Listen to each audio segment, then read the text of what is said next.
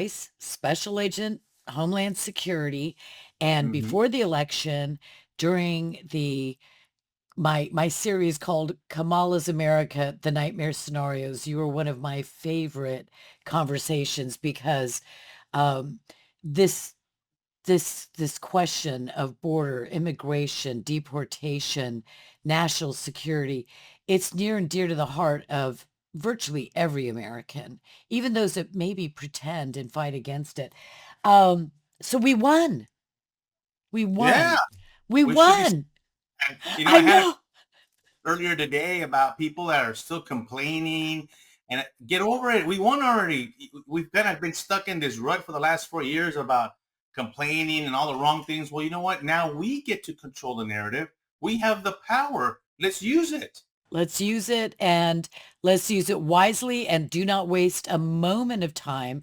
And when I'm sure you can imagine that when the name Tom Homan came up Mhm. and he was appointed as border czar, which I thought was particularly cruel to the former, I wasn't really the border czar, Kamala Harris.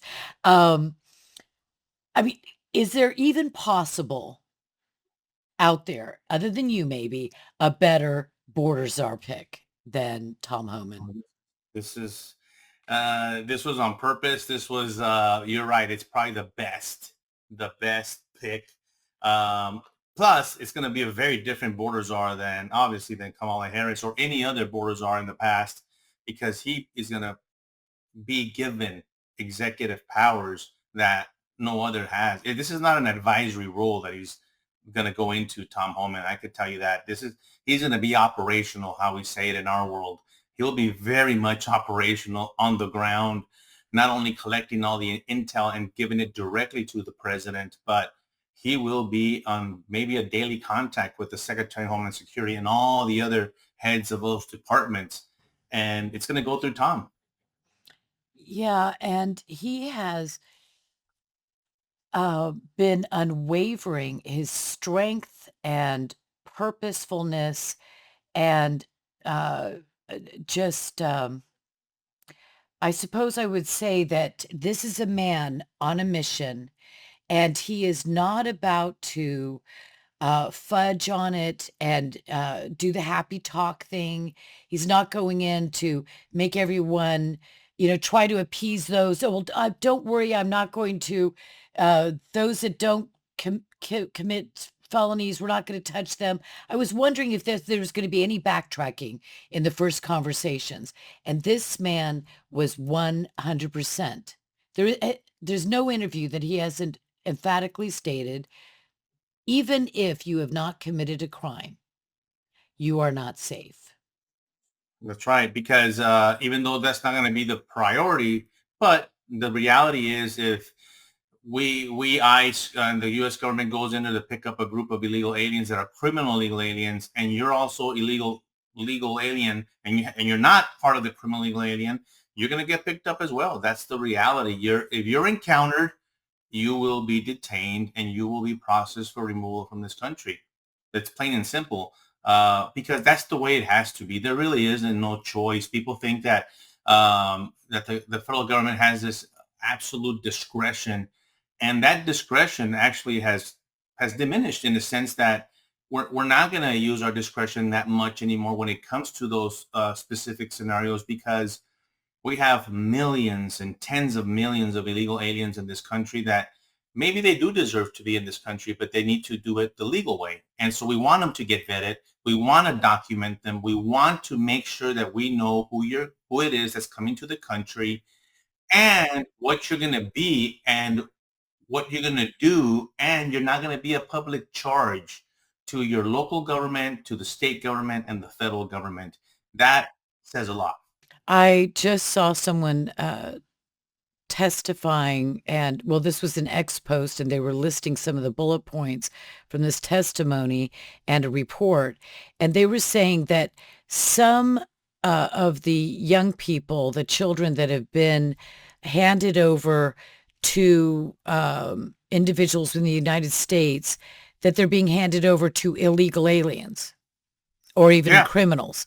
So the accountability, it's all been lost. Everybody in the system, every mix, you cannot tease out of 10, 15, 20 million how many of them are worthy people that would come here and start a little business, work hard, put their kids through school and become, the Elon Musk success. And by the way, they don't have to be that kind of success, but just be the law-abiding credit to the United States of America and love this country and be loyal to it. Because you came in with those other 10, 15, 20 million people, we have no ability to use discretion. We can't sit down individually with 20 million people and get at their heart and their vision and, what their uh, how well they would fit into the United States and if they would be a credit to this country. There is no just time for discretion anymore because of the No. the massive numbers. And the public safety issue is really what it comes down to. The national security issues. The bigger picture here is that some of these people that you described, some of them are going to get caught that in the middle of all of this, that they maybe would have been able to do it the right way. And you said the word that I've been saying a lot lately, and that's accountability. Somehow, for some reason, the illegal alien themselves have kind of been excused from all of this. And everybody talks about the cartels and this and that and all the things. Wait a minute, wait a minute. You're the illegal alien. You consciously decided to come into this country illegally. You took that journey from Africa. You took that journey from China, from wherever in the world you came from. You have to bear some responsibility on their There's shoulders and consequences.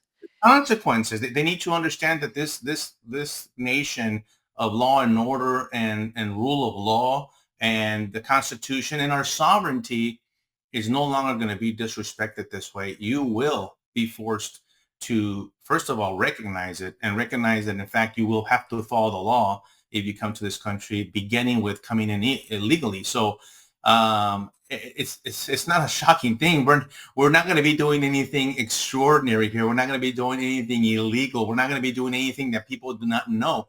All we're going to be doing is actually following the law that the Biden administration has failed to follow purposefully and deliberately and ignored many other laws on top of immigration law, child endangerment, and many other things, human trafficking, that I think they're actually been aiders and abettors of all this. And by the way, the states that are opposing this and they're going to choose to harbor, you heard Tom Homan say, there's a line there, and be careful when you cross that line, because I could tell you my experience as a special agent, I put people in jail. I arrested them for harboring illegal aliens, for transporting illegal aliens, for doing it for a private financial gain. And if Massachusetts and these other states, California, are going to decide to do that on purpose, there's going to be a line that's going to be crossed there, and the federal government has the full jurisdiction and the power of the law behind them to act accordingly. So they have to be very careful, because they're towing the line here that's very, very dangerous. Not just in political world, but literally you're siding with the bad guys. You're siding with the cartels. You're siding with the criminal organization groups, the smugglers and all that are bringing the people illegally. That's who you're actually favoring, instead of favoring the U.S. citizen who is mandated by their vote that they want these people gone. Well, when you aid and abet, even after the fact, you may not have been, say, in the bank when one of the masked robbers shot the security guard, but you went and got into a car, and the driver there can be charged with that murder as an accessory. That's right, and it reminds me of the laws were changed when we were going through a lot of the drive-by shootings, and the only gang member, if you will, that was prosecuted was the guy that pulled the trigger. Well, then laws started changing for the better, that everyone in that vehicle was going to be charged. It didn't matter who pulled the trigger. You were all equally culpable of that drive-by shooting that killed that child that you shot through the window and killed a child that you shot in the head. Everyone, the driver, the passengers of that vehicle, are equally culpable. Same thing here. The law says that you are assisting and harboring and aiding and abetting. And if that's the case, we get to go pick you up as well. Oh, well, I was looking at it. I just reposted the mayor of Denver, and specifically, I wanted you on to talk about sanctuary states and cities because, okay, I guess on this side of the election, you can just have that moment of feeling I relish the idea of really putting it to those mayors and those governors who are flouting the laws of the United States of America. And I have wondered for years, how did they get away with this? This is illegal. How do you declare your state or city a sanctuary city or state? It doesn't make any sense. A lot of things don't make sense. Tom Homan was was he actually border czar? Did they call him border czar when he worked for when he was in the uh Barack Obama's administration? Who was it under when he came up through the ranks, but under President Trump last term, he was the director of ICE. He was a director of ICE, but he was also, prior to that, he received awards for his deportation numbers in the Obama administration. And so this man has gone through three different presidents. I don't know if it's more, but I know of three. He's Yeah. Yeah, and he's received awards for that. And he says he was kind of being taunted by this mayor of Denver. Try to deport any of my illegal, aliens. I'm sure he didn't say illegal aliens, so he's taunting him.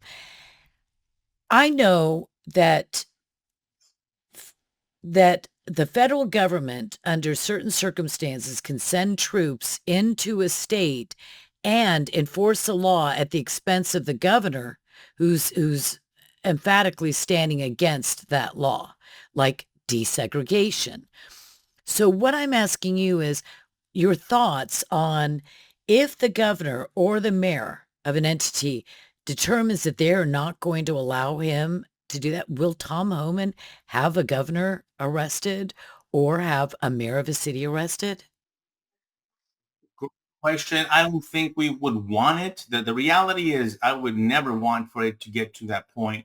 This is where we have to deal very diplomatic about it with these mayors. What we can do is ignore what they're saying. We don't really care that they say that we cannot go and pick up their people because they call them, you're not going to come and get my people. Your people, they're not your people. These people are from They're from uh, Venezuela and Somalia and Jordan. in Bangladesh, and so Yes. they're not your people.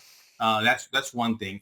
They're not U.S. citizens, and this whole rumor about deporting U.S. citizens and resident aliens, and this is nonsense. We want to go after people that are present in the country illegally, especially with a criminal background. But I tell you the truth, I don't want to go arrest. I don't want to have a conflict with a mayor or a governor or even another police officer of that agency because believe it or not, the police officers at the field level, they want public safety. That's what they signed up to do. They need the help. They want the help. And so there, I think we would actually have the backup of the actual police force. It's the political aspect of this that they've made it political. They've politicized it. And these mayors, and I've talked about this for years, that just in the last 4 years, all of a sudden the mayors and county judges had became these dictators, if you will, whatever, that's a bad word or whatever, but they really became the ones that told their chiefs of police and their sheriffs what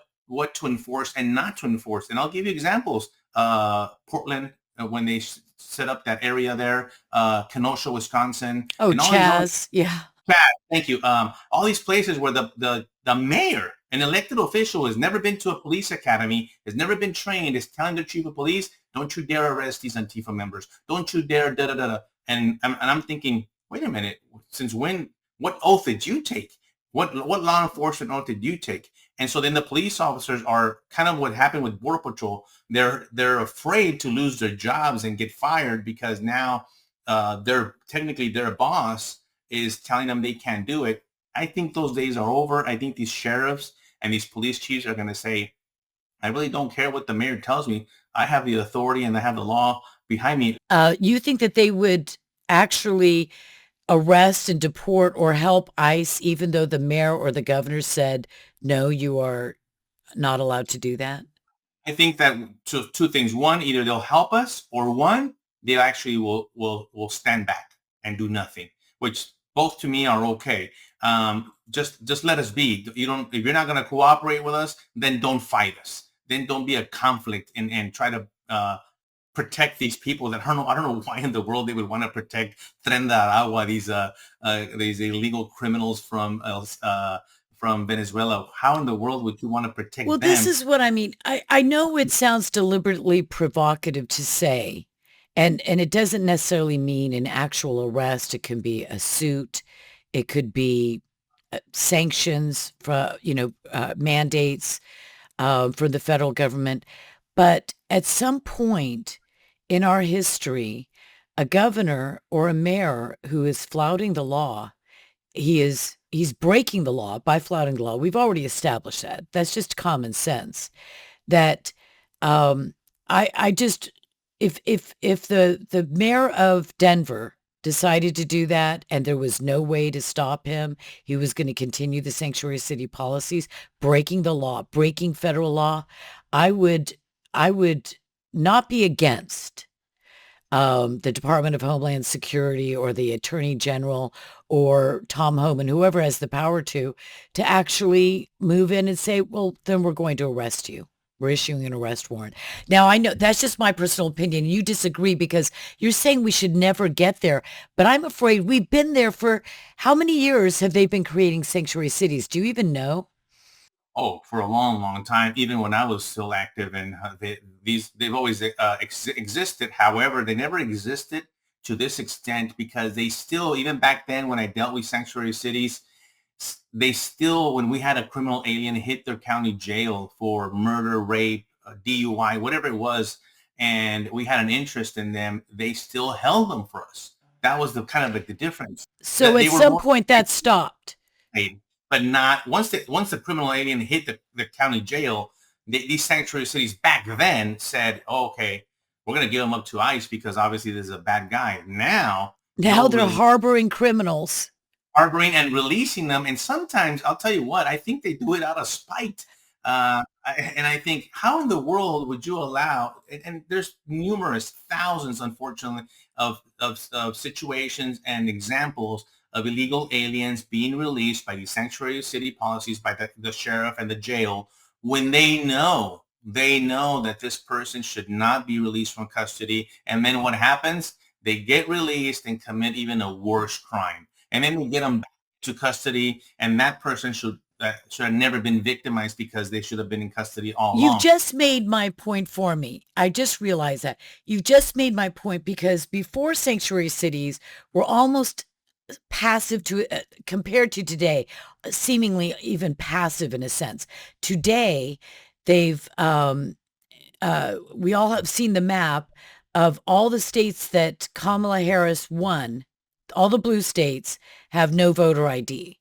That is to me a deliberate attempt to encourage voter fraud, and it's therefore election fraud on the official level. So they're doing that, and at some point there was a transition from just, I want to help all of those poor people come in because they're just looking for a better life for themselves and their family. We've heard that for many years, decades and decades. But when it moves from that to we're going to harbor criminals, release them back into the nation. And again, remember those lines on that map? They're not there when you're flying over it and you look down at the United States. There are no big walls between California and Oregon and Washington and New Mexico to the rest of us. So they're literally doing things within their states, breaking federal law that affects me and well, where are you? Are you in Texas? I'm in Texas. Yeah, exactly. And so Laken Riley, she's dead, not because necessarily of somebody in Georgia. I don't remember if the criminal, what's his name? Ibarra. Jose Ibarra. if he was released in Georgia as well, but wasn't he released You- in New York? you- New But York. what during the trial last week is that the U.S. government, flew him from New York to Georgia in our plane under our cost. We transported him. That is the most. I put people in jail for doing that. You cannot transport an illegal alien within the United States. That is Across state lines. it's a So violation of state there's U.S. so much law breaking going on here, Victor. There's so Yes, much. And at some point, I think mayors, that Denver mayor, I keep pointing to this because I just wrote it down, but that Denver mayor, the gall, and the LA mayor, and I think some mayor in the Northeast. I've got a list. We've got California, Colorado, Connecticut, Illinois, Massachusetts. Oh yeah, it was in Massachusetts. New Jersey, New York, Oregon, Vermont, and Washington are the sanctuary states. And then there's tons of cities beyond that, of course. But they're looking in their face. It's like if somebody said, I dare you to come and desegregate my schools. right, Well, right, would and the American people say, no, we certainly don't want to arrest anybody. We don't want to send troops in there. If we don't arrest a mayor at some point and he's responsible for children being trafficked, women being raped, and others being killed, why is he not a criminal? He's too big to jail. no, no one's too big to jail in this country. And I want to make something clear. They're not above the law. And it doesn't, when I said that about we don't want to get to that point, it doesn't mean that I will. I have no problems putting the handcuffs on these people that are committing crimes. And maybe that's what we end up doing to send a signal to the rest of the sanctuary. Make This is an the part, example. They're always doing that with patriots, making right? examples out of people, aren't they? Well, we have got, um, we have right now Mayorkas and Director Ray, who did not show up for the Senate Homeland Security hearing, first time in 15 years, abruptly canceled right after the Lake and Riley um, verdict came in, and a lot of people say that's probably part of it. Um, but they Yes, just didn't. two things about that really quick because I was so upset watching that trial. Two things. One, they have blood on their hands. Two, they know the intel. If I know some of the intel, they know the intel. FBI has the intelligence. As a matter of fact, they told us that these groups have potential terrorist traits and activities and liaisons with them in these groups. They know that. They don't want to go and tell the American people, especially now. They probably figured, well, we're on our way out. Why are we going to go testify? Because again, they don't want to be held accountable. They've helped destroy this country with their policies. And these are policies, not laws, with their ideology, which to me, when I was an agent I worked in the government since I was 22, I never approached my daily job as to whether or not political. I never did. I didn't care. First of all, I didn't care what you looked like. I didn't care what political. I had no idea what your political ideologies were.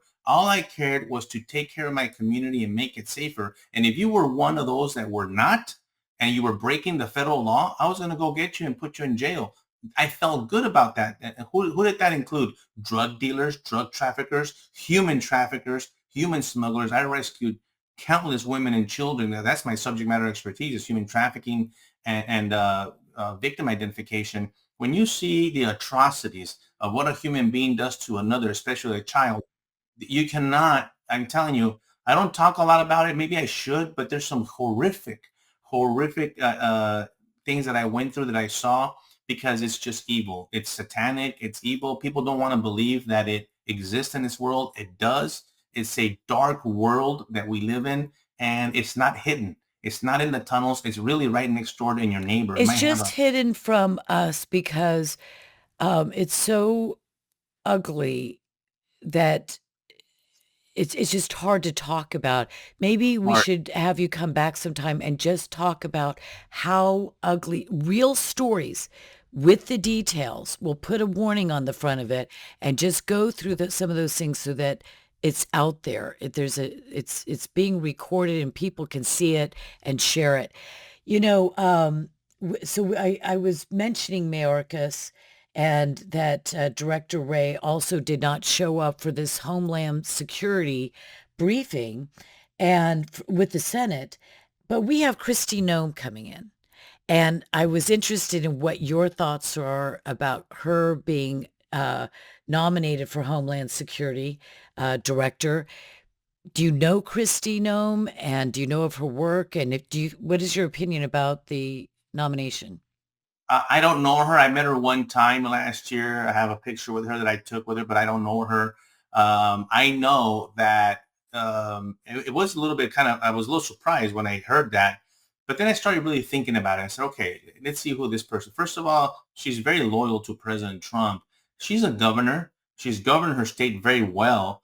And we need governance right now, especially in the Department of Homeland Security. Now, DHS is a monster. Let me tell you, it's a bureaucratic monster, and it'll take her a learning curve to find out all these agencies that are, people think DHS and they think maybe it's just ICE and CBP, but you got USCIS, you got Secret Service, you got the Coast Guard, you got FEMA, you got so many other agencies on there that they're going to take a lot of some time for her to, a learning curve there. But the right people are going to be in the right place, like Tom Homan, that she's going to be able to approach and work together with. I tell you, they're probably together a lot because Tom Homan will be telling her exactly what's going on.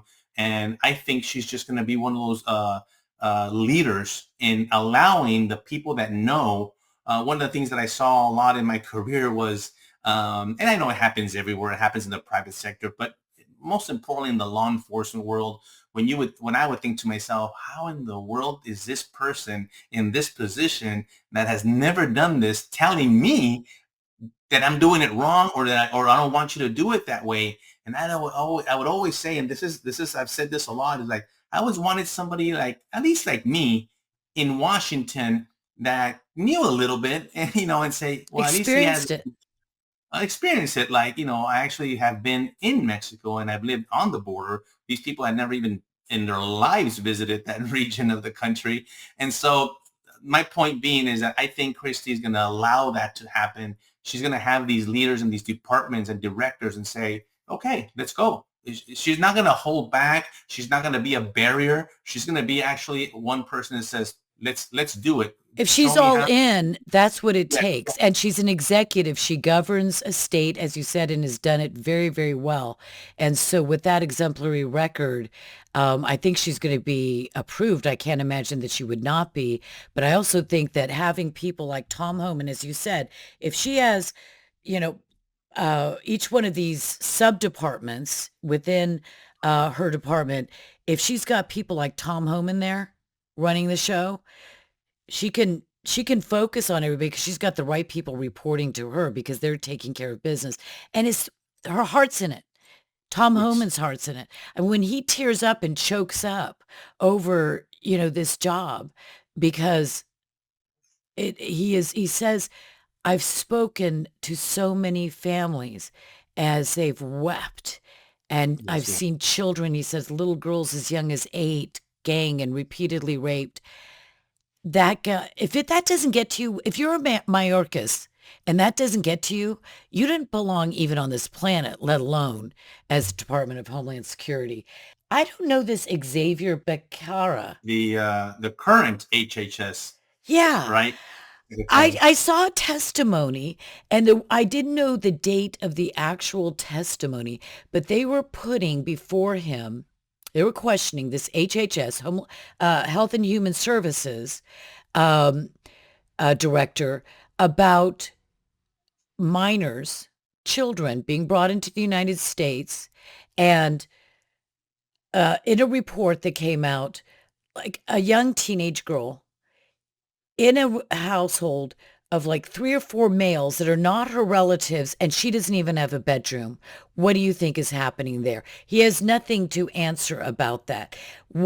Some kids were given over to illegal aliens, I think, who had their address as a strip club, pimped out by their aunt. Their aunt They were not, it wasn't her aunt. It was just like auntie, Tia, it was just, Yeah. it was not an aunt. So you go through these things with this HHS secretary. And to be honest with you, I thought, oh, I've forgotten, or I didn't know that HHS was intricately or intimately involved with this border security issue, an immigration issue. Is it only for minors, or is it just the health and welfare of all immigrants, illegal or legal? How does that work? Mostly for unaccompanied minors. This is the big problem. Over 320,000 of them. So mostly for unaccompanied minors and family units. So I've heard all those. I've heard there's one case in Houston where they received 77 children in the same apartment. And you're like, what do you mean? Nobody went and checked? Nobody went and knocked on the door to go for, I mean, this is easy. You just drop them off. Yeah. Thank. Oh, same address Here's the again. address. Don't even wait till the door opens up. You just let this little kid, or three or Oh, four or 72. Can you imagine walking into a house and having it was 72 children there? the ones that we did, the few that we did check, then all of a sudden we found out that one, oh my God, we let 77 go into this one apartment. One in California, oh, we actually give the child to a registered sex offender. And then all these cases start popping up. Why? Because first of all, Health and Human Services is not a law enforcement agency. They don't have, they first of all gave them too much money and too much power to place these children. And all they did is whatever the child was showing up with at the river, with a little piece of paper in their pocket, or sometimes a name or address written on their sleeve or on their hand or on their arm or on their bracelet that the cartel put on them. That's all they were going off of. There was no follow-up. There was no, let me give this information to HSI, criminal investigators. Let me give it to ICE, ERO at least. My goodness, give it to Border Patrol. No, no. Health and Human Services is an address in Dallas, Texas. Okay, let's hold the child. We make sure the child's fine. Give the child to an NGO, and the NGO go and deliver this child. I can tell you that I have personally flown with these kids. The last one I did, I took a picture because it was an NGO, a man who's not the father of the child, escorting the child to Gainesville, Florida, about a 4-year-old child. And I took a picture. The child was in the middle seat. I was in the aisle seat, and this guy was asleep with his mask on. This is after the mask mandate, by the way, and it I can't express to you what I felt sitting there. First of all, the helplessness that I couldn't do anything about it. Second of all, that the airlines are complicit in it because they've been paid a lot of money, contract money, to fly these kids. Nobody cares. Nobody cares. This is what I did. I used to rescue these kids, and I could not do anything about it other than to make sure that at least the child was fine and fed, at least while they were next to me, because they were connecting in Dallas to from the border to Dallas to Florida. Where is that child today? We have no idea, other than we will follow up. And I'll tell you this, because Tom has said this. I've talked to Tom personally about this.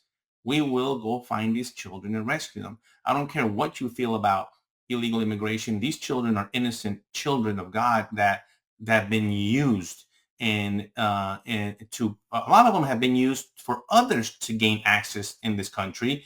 Bad people, they use children because they know that the rules are different when you come in as a family unit. Oh, so let me borrow this children.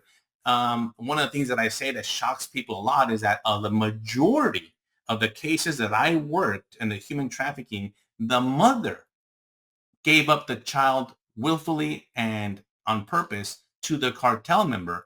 And it wasn't like they kidnapped the child and forced. Do we have those cases? Yes. But the majority of the time, they willfully gave up the child because they were coerced and said, I need the child. You're going to be smuggled this way. And I need the child to gain access this way. And we will reunite you when we get to Texas. And it never happens. And that's why we have 320,000 plus children all across this country. Now, not every child is being exploited. We know that. But one is too many, whether they're in the sex slave trade or the forced labor trade. Well, that brings up a question I've had. It wasn't even something I was thinking about for this conversation, but I've never understood the unaccompanied minor category. we don't really believe that a 4-year-old walked from El Salvador by himself. How No. was he unaccompanied? I mean, do we just find him on the street? I mean, is this all arranged? Is it? It's all connected. So the unaccompanied category actually happens at the border. So obviously the 4-year-old didn't come by themselves from El Salvador, wherever. They came accompanied up until the point at the border. Then whoever brought them, whether it was the mom or the dad, usually it's the mother that gives them up, and they give them up to these men. I encountered all these men that were not the fathers, and they had every excuse in the book. Where's the mother? She's back home, or I divorced her, or she died. And they always had all these excuses for the mother because these kids would not be away from their mother at that. We're talking about 3 or 4-year-olds, 5-year-olds, 6-year-olds. Probably not even older than that once they start speaking, because then they would know that the child would say, "This is not my dad." And so they have this age group. I Oh, even heard they drugged them or got them all drunk or something so that they would be drowsy. Benadryl, what's the NyQuil, types like that to make them fall asleep, and they can't talk to the border patrol agents and say, "I don't know who the heck this guy is." But anyway, having said that, that's where they become unaccompanied because no one's with them. Okay, No one. so let me just drill down on that for a moment because it's been on my heart for a while and my brain. Um, a little 4-year-old is at the border. We're not idiots. We know what's happening. Whatever it is, it's not good. Whoever brought them to this point was derelict, negligent, criminal, whatever. So I have a 4-year-old. Why am I compelled to place that child in the United States of America? Would not it have been more um, more humane to, I mean, create the biggest daycare center in the history of the world. Take, you know, 1,000 acres and create daycare centers and just bring these children in until they could find the mom, the dad, or a blood relative of otherwise and send them home. Or if they really were, why would we feel that we need to process them like an assembly line? And well, heck, let's just go into an inner city and throw these kids out on the streets and see what happens. I mean, it doesn't make I any know, sense. I know the answer to that, and you know what it is. It's a horrible answer. I believe it's the true answer. The answer is logistics and how it looks and Optics. optics. Thank you. That's the word I was looking for. It's the optics for the Biden administration. Remember the big deal they made with 5,000 children with President Trump during 2016, and AOC went down there and the fake fence and 5,000. Do you understand how huge this number is? 5,000 lost children. and kids in cages. Remember? Right. The Biden administration said, we can't have that optic. There's no way. So what you need to do is those daycare centers is HHS, is Healthy Human Services, it's ORR, Office of Refugee and Resettlement. Combine them. You are going to take this child and you better process him out of here. You better get him out of that facility. I do not want to see children in cages, detained. So you connect them with that sponsor and get them out of here. It's criminal That negligence. It's criminal negligence. Irresponsible criminal negligence. You know what you have become? You have become a trafficker. A sex trafficker and a slave laborer. A slave You have laborer. you have become the bad guy when you have ignored the safety of these children and well-being of these children because you don't like it politically how it's going to look. And look at where we are now. The number is up to over 400,000. They say they've lost 100,000 of them. Like they have no idea record of 100,000 of them. And so those are going to be the harder ones to find, but we'll be able to track it down. So HHS gave it to the sponsor and they kind of did this. We're clean. We did it. We don't know. We're not That guy, we did Xavier Becerra. He's Sarah, kind of yeah. been, below the radar. You think of Mayorkas, you think of Garland, you think of Ray, and I don't particularly think of this Becerra guy. Say that again. How do you pronounce it? With Becerra. an F. Of Yeah. course. It's Okay. spelled with a C, but Yeah, with an F. Becerra. Um, I mean, he's like my number one criminal at this point on my poster that I'll make someday. He's an ideological left-wing nut is what he is. Oh. And on top of that, because that is a fault, is the inability of any experience. He's never done anything like this. Is not he was appointed as I don't know what position he held in California, but this you have people in these positions that have never worked in this. They have no And they're idea talking about President Trump's nominees not, how. being qualified for the job. All I think about, I've been posting things like, and you consider Mayorkas to be Right. qualified. He's lost 325,000 children who are being sex trafficked, but at least he had years of experience that he brought to the position. That to me is more of an indictment. When I think about it in closing, I think the subject that I find very interesting is how's it all going to be done? And there's so many questions about that. I think many people in the United States are just like me. I'm not afraid of it being done. I want it to be done. I don't want it to be just the rapists and murderers and sex traffickers. I want, um, I want every person who's here illegally to be on the board, whether they're all, however it happens, right? Um, but I'm interested in that. And I was just wondering, are you interested if you were appointed? Tom Homan, might he reach out to you? And would you be interested in going back to working for this administration? I would be honored if they asked me and they called me. I would come out of retirement to go and help, and with my expertise with Tom, absolutely, in a heartbeat. This is part of my life, part of my calling, and I would love to have that opportunity because I understand how to do it. And to your question, like how is this going to actually be done? It's methodical. It's going to be categorized. You have to set priorities. That's why we have to go after the bad guys first, because it's about public safety. We cannot have more Lake and Rileys. I just spoke to the mother of Elizabeth Medina, the cheerleader in South Texas that was murdered by an illegal alien last year, and they're about to go to trial. And I spoke to the mother. She wants help. She wants attention like the Lake and Raleigh. She wants people to know about the murder of her daughter. And we have so many of those cases. I want to prevent those from happening. So you got to go after these bad guys, these gang members, these Tren de Aragua cartel, by the way. They're not, and the affiliations that they have with Venezuela and Iran and Hezbollah and the terrorist ties that they have. This is bigger. This is a national security issue. And the gang members and all these people, you have to go after these bad guys and get them out. But it doesn't mean that we don't go, for example, another category, probably the biggest category of illegals present in our country are visa overstays.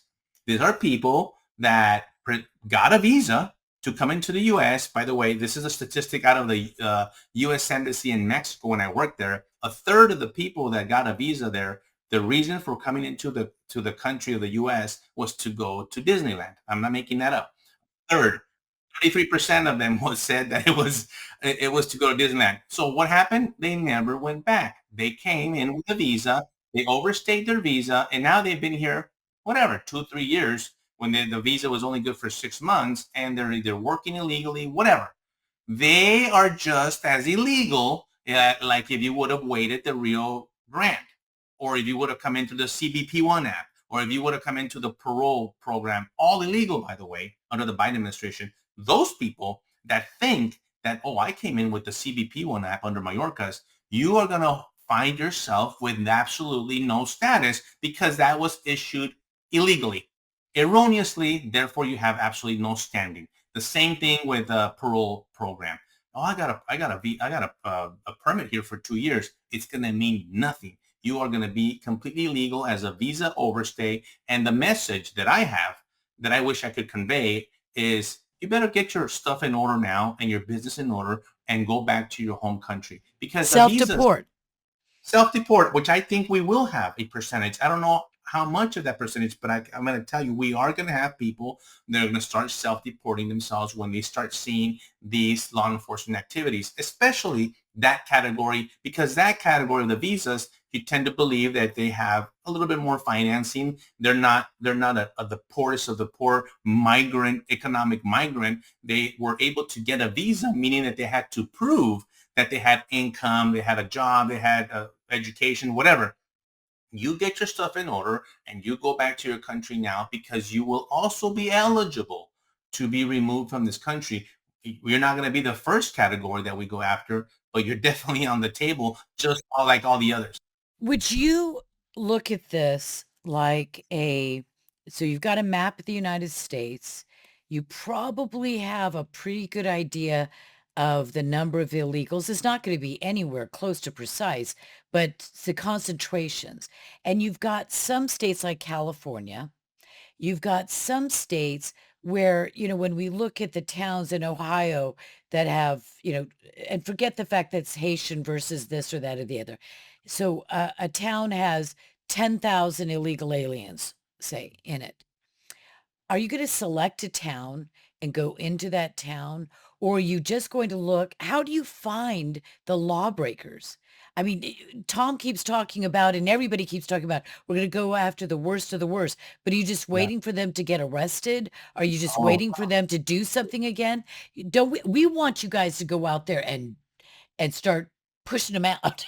So don't well, wait right, till the that's big a run. good point. Well, first of all, the how do you detect the criminals? Well, they've all been at one point in or out of that local county jail.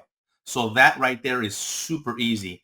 The ones that went in, got released, or the ones that are actually in there right now, those get up immediately. Those, because we have a better record of where they're at, because they recently just happened, whether it was an arrest for a DUI, assault, family violence, prostitution, whatever. We now have a record that just a couple of months ago, or last week, this person was at the Dallas County Jail and was released because of the sanctuary city policy. Okay, those are the targets. The second, I'll tell you who knows where How do they're you at. find that guy though? So he got Oh, released. we have, well, we're the government. We have a lot of, You got, everything. Okay. we don't know everything, but believe me, we have a lot of resources, Uh-huh. and we're going to use all those resources. A lot of intel is going to be used here. And let me tell you who's going to provide most of that intel. Not only just citizens, but the local police. The local police and the local sheriff's departments know exactly where the illegals are at, because not only they've actually interacted with them, they know the neighborhoods. It's not like we have to, well, let's go search. No, we know It's concentrated not like you're areas. going to Russia and you don't know where the criminals hang Oh, out. we have. I could personally tell you where I live. I could drive and I could tell you, oh, okay, this area and this area, and I don't even work there. And And this just is that's where just all the criminal, I mean, the 911 calls are coming out of this area, for instance. So this would be more highly yes, concentrated with the ill. they tend to stay in their own communities. One thing that I would always argue with the left is the left would say that the undocumented people here in the U.S. are afraid of the police. They live in the shadows. They never want to call 911. You know who they victimize, the criminal illegal aliens? Their own people, their own communities. Because you know what happens when that illegal alien gets caught, gets arrested for assault, goes to jail. Let's say he gets convicted. Let's say he gets deported, and he comes back.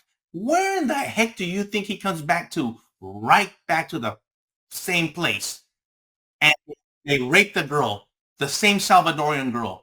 And not only do they go after U.S. citizens, they go after their own people. So even they are afraid of them, and they live in the same places, in the same apartment complex. That's why they don't come next to my house. They go and they concentrate in these areas. That's the nature of how it is. I don't know how else to explain it, but Tell it's me going to make it this. Tell so me located. this. The offices.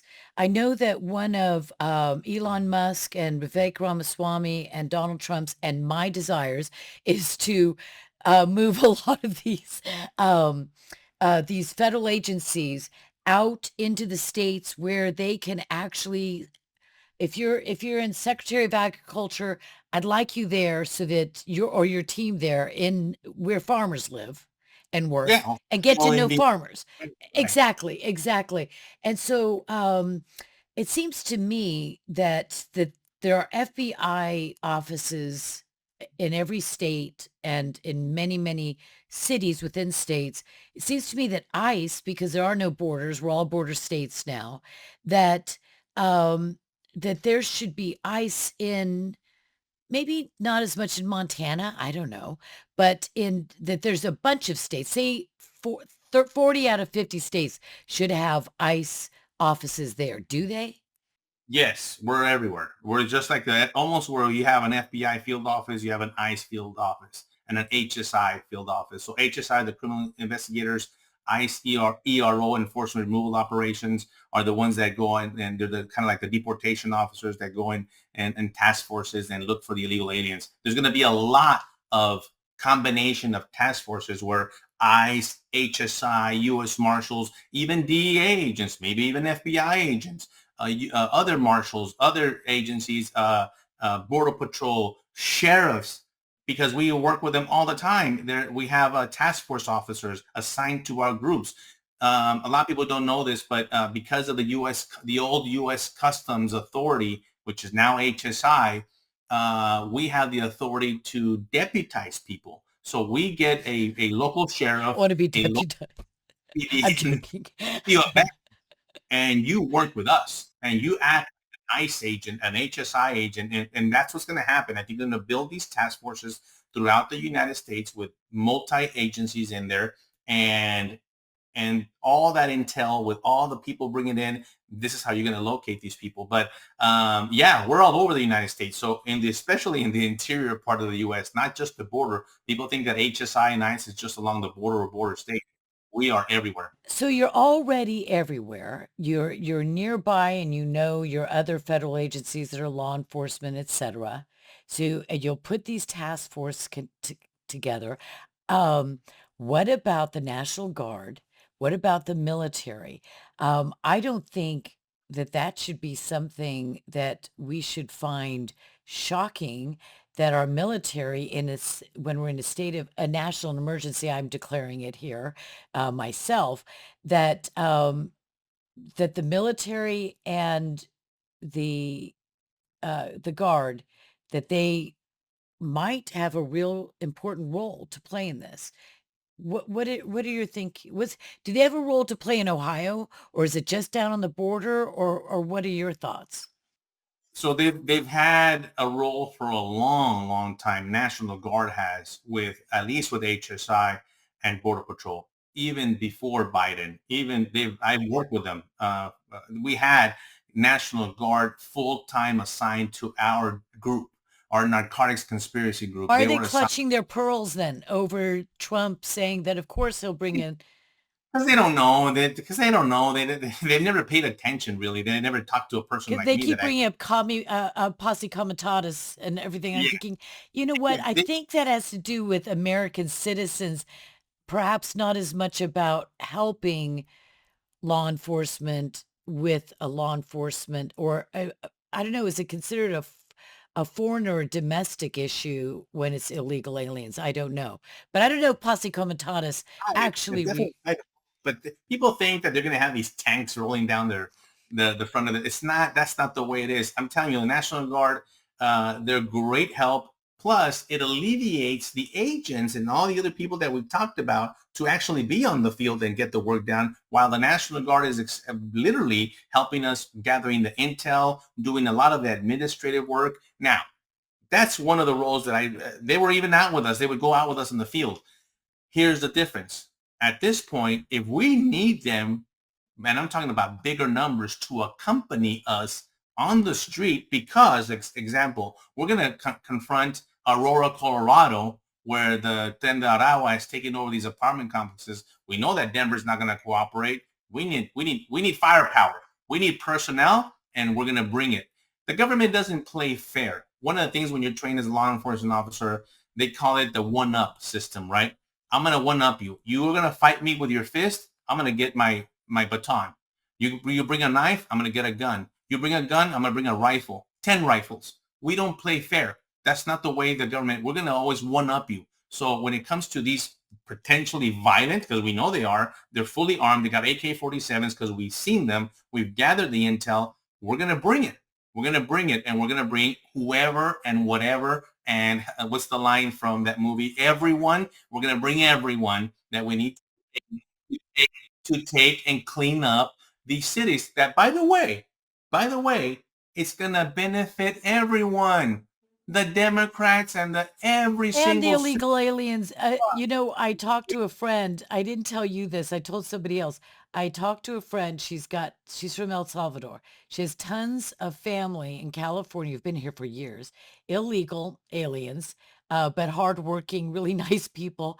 They're registered to vote. They actually vote in presidential elections. She's like, I can't believe this, but what am I going to go after these people? Anyway, so she says, yes, they vote for president, Senate, House of Representatives. And I said, well, who were they voting for? She says, Trump. Trump. I said, wait a minute.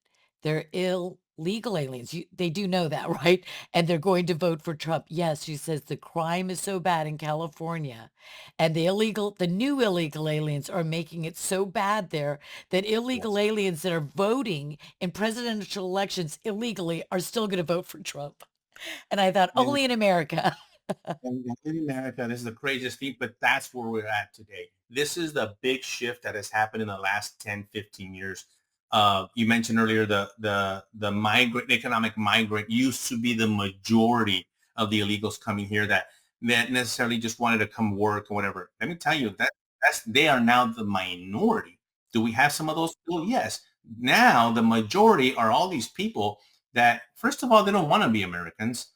They wanna take advantage of the US and take whatever the US can give them. Why? Because they come from those countries. They don't know any better. They come from socialist, communist countries that they're used to that. And it happens to be that under the Biden administration, they were getting that without being hurt or ostracized by their own government. So they had the best of both worlds. We're getting housing, healthcare, food, money, and yet protection. What the best scenario that is for them? Not their country, right? They didn't get that in their country. Well, they need to know that it's no longer the burden's going to be back on their countries to take care of you. We need to shift that, and we will. The burden has been placed on the U.S. for such a long time for so many things that we're not going to allow that. We're going to shift that burden and responsibility back on the individual and these countries to take care of them. And you're going to see a lot of economic impacts for it. You're going to see a lot of tariffs and sanctions and not embargoes or whatever, but you're gonna see President Trump use the way they call it, the power of the purse and the financial angle of it, because especially with sanctuary cities, they will get cut off. I'll tell you who'll get rewarded. The local county jails will get rewarded by the federal government to house the illegal aliens. Some of these county jails, and I know I'm very familiar with El Paso County Jail because that's where I'm from and I worked there for years. The majority of the people in there are illegal. That county jail really functions because of the federal government funds that they receive to house the illegal alien drug dealer, the illegal alien rapist, the illegal alien murderer, the illegal alien DUI driver. And majority of them are the ones that occupy the jail. We don't have, El Paso doesn't have new people committing, U.S. citizens, new people committing that many crimes every day, or else they would have nowhere to put them. It's the same criminal, U.S. citizen criminals, the Oh, the repeat reoffenders. offenders. Yeah. Yeah. Yeah, But then and the the rest. influx. So overwhelming our system, of course, as we know, but it's such a real thing. It's not just a soundbite or a catchphrase. Pam Bondi was nominated to be the AG when Matt Gaetz bowed out, and Matt Gaetz, I think, would have really stirred things up, and so I was for him. But she sounds like she is really going to be tough on opioid opioids being brought into the country or imported in or trafficked, child trafficking. She sounds like one heck of a tough cookie because she's worked on this. Plus, it seems like sanctuary cities are going to be withering under her gaze. What do you think about Pam Bondi? I, I love that she will be able, because she's very familiar with all these subjects and these issues, and so that alone, you already kind of you're winning because she's already aware of that. She's prosecuted these cases. She understands that as a prosecutor. And so that to me is good. I just hope that the action is behind it. I don't want to hear about words. I don't want to hear people talking all the time. Is I want to see the action. As the head of the Department of Justice, I want her to use the extent of the law to to help us clean up the cities. I don't want to hear excuses that I can and this and I won't, or all of a sudden we're not really hearing anything or seeing anything. A lot of talk, but no action. I really don't care about the talk.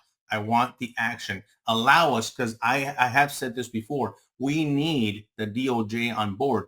Every time I arrested someone, every single time, 100% of the time, I had to make the call to the assistant U.S. attorney who was on duty, whether it was at 2 p.m. in the afternoon or 2 a.m.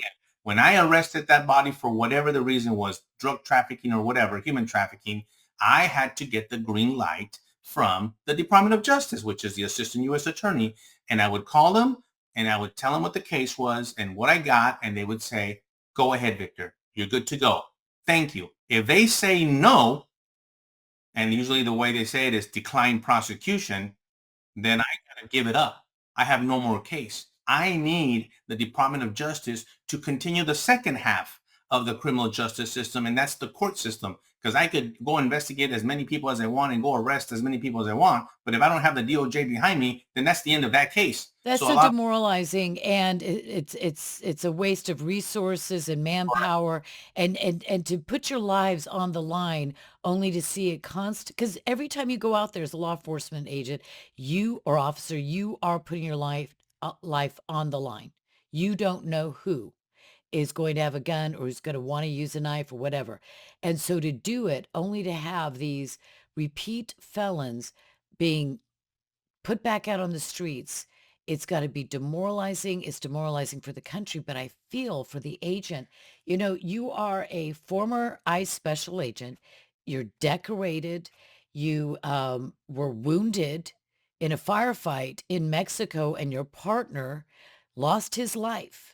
He put his life on the line, and he lost it, and we need men like you back in the game now that you have the guys at the top that are really willing. They're saying, "We're going to do this thing." So right now, officially, you've stated, I just sprung this on you, but you stated you would be more than honored to go back into the department, into ICE, or um, work with the border czar directly. Anywhere that the president would see fit to use my expertise.